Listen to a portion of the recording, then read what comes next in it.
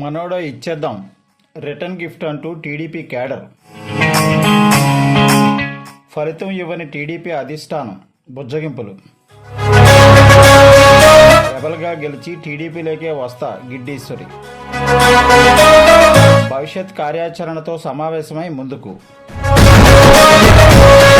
ఈ పాడేరు నియోజకవర్గ టీడీపీ అంతర్గత మదనం. అడిగింది మనోడేగా ఇచ్చేద్దాం అన్నట్టుగా అసెంబ్లీ అభ్యర్థుల ఎంపికలు జరిగిపోయాయి.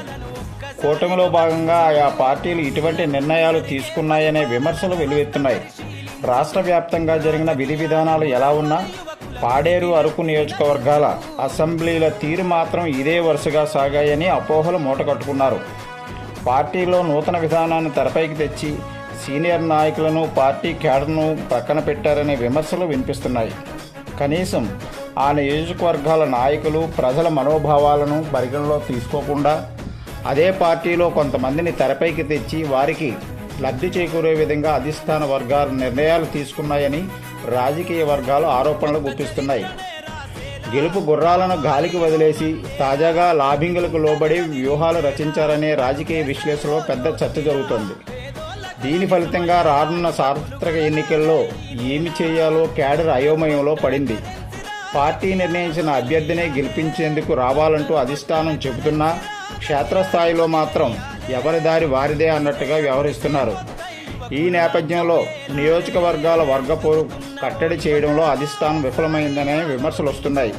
స్వయంగా ఆదినాయకుల వద్ద ఈ రచ్చబండ సాగింది. అయినా ఫలితం దక్కలేదంటున్నారు. పాడేరు నియోజకవర్గ ఓటర్లు అయోమయంలో ఉన్నారు. ఏం జరుగుతుందో తెలియని సందిగ్ధంలో పడిపోయారు. పోటీలో ఉన్న ఎమ్మెల్యే అభ్యర్థులు మాత్రం ఎవరి అంచనాల్లో వాళ్ళు మునిగి తేలుతున్నారు. పార్టీ అధిష్టానాలు పునరాలోచించకపోతే సీటు కోసం ఆశపడి భంగపడిన నాయకులు, ఇప్పటి వరకు పార్టీతో కష్టపడి పనిచేసిన వారు, క్రింద స్థాయి క్యాడరు రివర్స్ స్థాయిలో పనిచేసినా చేస్తారని కొందరు గొగ్గోలు పెడుతున్నారు. ప్రజలతోనూ ఓటర్లతోనూ క్యాడర్తోనూ అంతగా సత్సంబంధాలు లేకపోయినా సీట్ ఇచ్చిన వ్యక్తులనే తమకు ముఖ్యమని అధిష్టానం వ్యవహరిస్తుందా అనేది అయోమయ పరిస్థితి.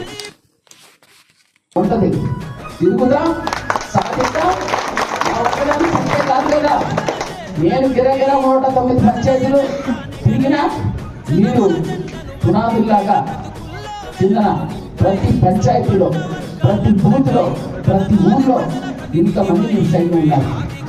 అదే మన బలం. చూద్దాం. ప్రధాన పార్టీగా స్వతంత్ర అభ్యర్థ ఇదే పోరాటం చేసి చూపిద్దాం, గెలిచి తీరుదాం అని చెప్పి మీ అందరికీ కూడా నేను తెలియజేస్తూ, ఎండనక వాననక కొండనక కోననక తిప్పి మనల్ని రాచి రంపాన పెట్టి హింస పెట్టి మన శ్రమని, మన కష్టాన్ని, మన సమయాన్ని, మన వయసుని, మన సొమ్ముని అన్నింటినీ కూడా దారపోసుకునేటట్టు చేసి ఈరోజు మీరు అక్కర్లేదు, మీతో పని లేదని చెప్పి ఈరోజు నిర్దాక్షిణ్యంగా వదిలేస్తే మనల్ని ఏడిపించాలని వాళ్ళు అనుకుంటున్నారేమో. మనం ఏడ్చే రకం కాదు, ఏడిపించే రకం. ఈ రోజు నుంచి స్టార్ట్ చేద్దాం.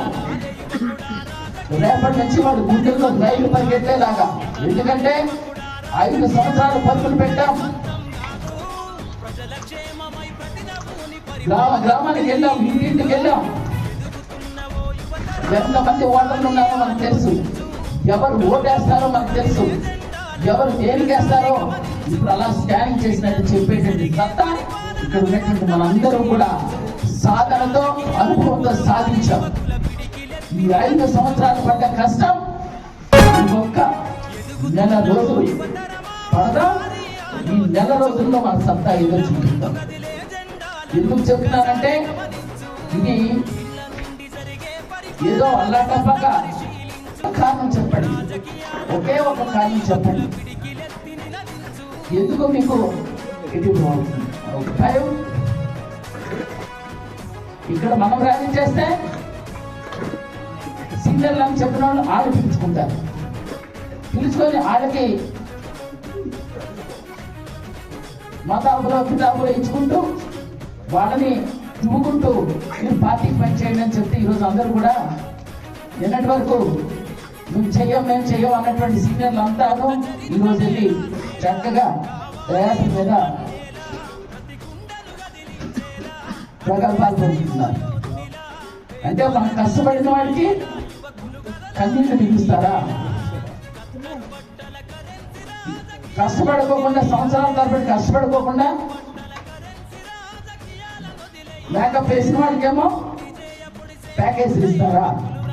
ఇలా తెలుగుదేశం పార్టీ చేసేటటువంటి వెరిఫికేషన్ కానీ సభ్యత్వాలు కానీ ఇలా ఏ కార్యక్రమం పార్టీ ఇచ్చినా మన పరిస్థితులను బట్టి చాలా సుదూరమైన ప్రాంతాలైనా సిగ్నల్స్ లేకపోయినా ఇక్కడున్న ప్రతి ఒక్క అన్నదమ్ముడు అక్క చెల్లెళ్ళు ఇది మనది, మనకు సాఫ్ట్వేర్ మేము చదువుకోలేదు, ఇంజనీరింగ్ పట్టాలు తెచ్చుకోలేదు, అయినా సెల్ ఫోన్ తీసుకొని ఆ బాట్ అంటే ఎలా ఉంటుంది, ఆ బాట్ ఎలా ఎక్కించాలి, సాంకేతికంగా శాస్త్రీయంగా ఎలా నేర్చుకోవాలని ఇక్కడ ఉన్నటువంటి నా కుటుంబ సభ్యులంతా నిజంగా మీరు చేసినటువంటి సేవ, మీరు ఇచ్చినటువంటి సహకారం ఇది నా జన్మలో నేను ఒక మర్చిపోయేటటువంటి పరిస్థితి లేదు.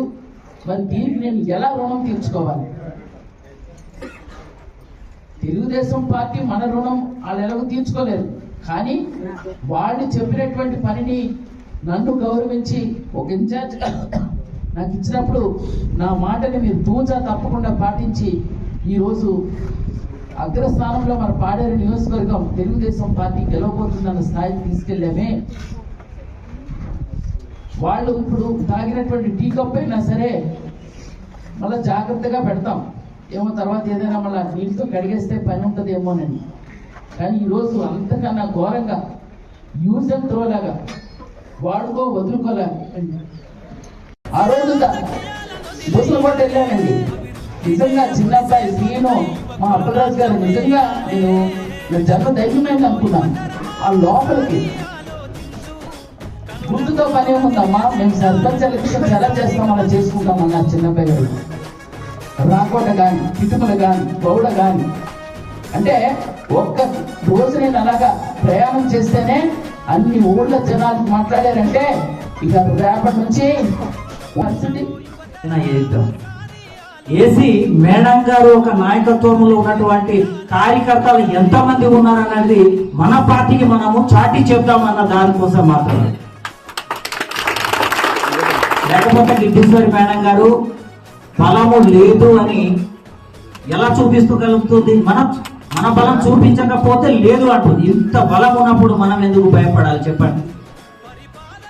రెండో విషయం, ఓడిపోయిన తర్వాత మీకు వ్యక్తిగతంగా గొడవలు వస్తాయి. పార్టీకి టికెట్ ఇచ్చినప్పుడు పార్టీకి చేయాలి కదా, మీరు వ్యతిరేకంగా చేశారు కాబట్టి మీ సంగతి తేలుస్తామన్నారు. ఎవరి సంగతి తేలుస్తారో మీరు దానికి కూడా ధైర్యంగా ఉండమని చెప్తారు. ఎందుకంటే ఆ గ్రామంలో ఈ రోజు కూడా గిడ్డీశ్వరి మేడం గారు ఎప్పుడైతే మనని దగ్గర చేర్పించుకుందో ఆ నాటి నుంచి ఈ నాటి వరకు టీడీపీకి గ్రామానికి ఆ ఫ్యామిలీ పరంగా అందరినీ తీసుకెళ్లి పరిచయం చేసింది మనం. ఆ గ్రామంలో అయినా ఆ పంచాయతీలో అయినా, ఆ పంచాయతీలో టీడీపీ కార్యకర్త ఎవరు అంటే పలానా వ్యక్తి అని చూపిస్తున్నారు తప్ప అది ఎవరి వ్యక్తి అంటే గిడ్డీశ్వరి మనిషి అని చెబుతున్నారు తప్ప వేరే వాళ్ళని ఎవరు చెప్తున్నారు. దాన్ని కూడా మన ధీటుగా